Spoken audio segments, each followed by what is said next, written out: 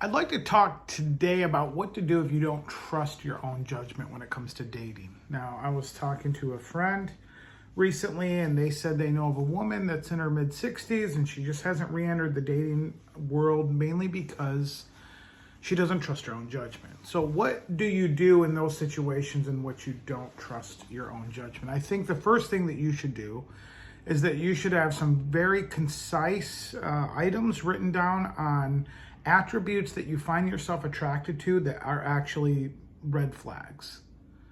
So just write those down, get an idea of some of the very basic things, and that way you'll be hypnotically suggesting to yourself danger. So as you begin to see those red flags, you'll subconsciously you'll take those red flags from the subconscious to the conscious, and you'll be much more acutely aware of the danger that you may be in.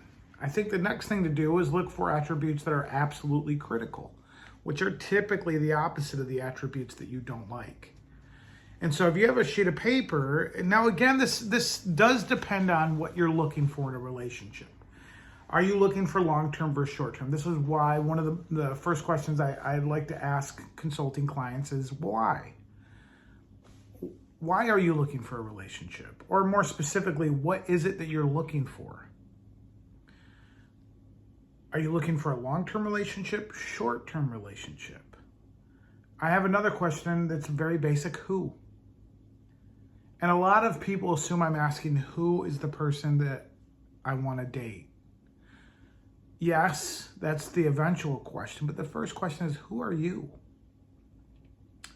In order for us to find the type of person that you're going to want to date, we have to have a better understanding of who you are at this stage of life. Now that changes, just like every good book. Good books are friends.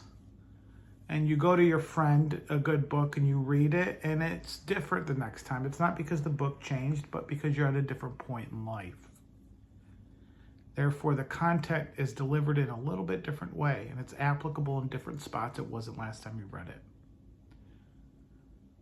So where you're at right now, so if you've went through two very painful, abusive relationships, and it's been a significant amount of time, there is a point in which you're going to have to re-engage the dating community. Have to, okay, that's a strong word, but the alternative is to go your own way, give up on relationships, and just live out your existence that way. Now, there's nothing wrong with that inherently.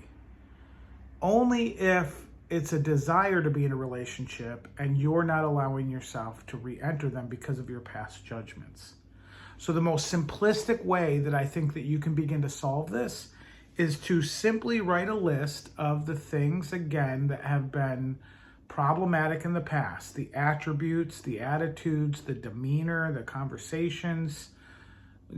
Get as detailed as you can about the things that you did not like and that have commonalities amongst the other relationships that were toxic or bad. On the positive side, I want you to begin to write the things that are opposite of that, things that you know you should be looking for. As you write that list, you'll become much more cognitively involved in the dating process. And I think that that's what's important. And so if you're stagnant right now and you're saying to yourself, I don't want to date again because I don't trust myself and my own judgment, I want to first say that that's probably the best time to be re-entering the dating scene. I would venture to say in times past, when you made bad decisions, was because you didn't even give awareness to your past decisions. You just fell into the next relationship. If you're at a point where you're self-aware enough to be able to reflect and say, listen, I keep making bad decisions, that means that you are engaged mentally in a way that you probably haven't been in the past, and you're likely more ready to date now than you had been before based on preferences, based on things that you know you should be looking for versus things that you should be avoiding. I'm not saying that you have to re-enter the dating scene. I'm not saying that that's, maybe you need more therapy. Maybe not enough time has gone by. Maybe there's just a lot more conversations that need to happen between you and yourself. That might be the case, and that's okay. That's healthy. There's nothing wrong with that. But if you've been parked here for a minute and you know it's becoming a little excessive, and there's really no time frame that I want to put on this. You just know your spiritual, physical, and emotional being is saying, I am ready for a relationship.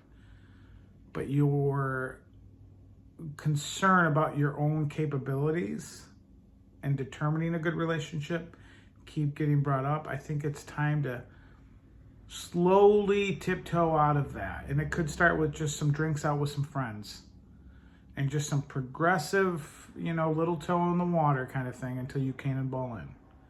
But hopefully you cannonball in now where you're aware of the depth of the water. You're not going to bump your head.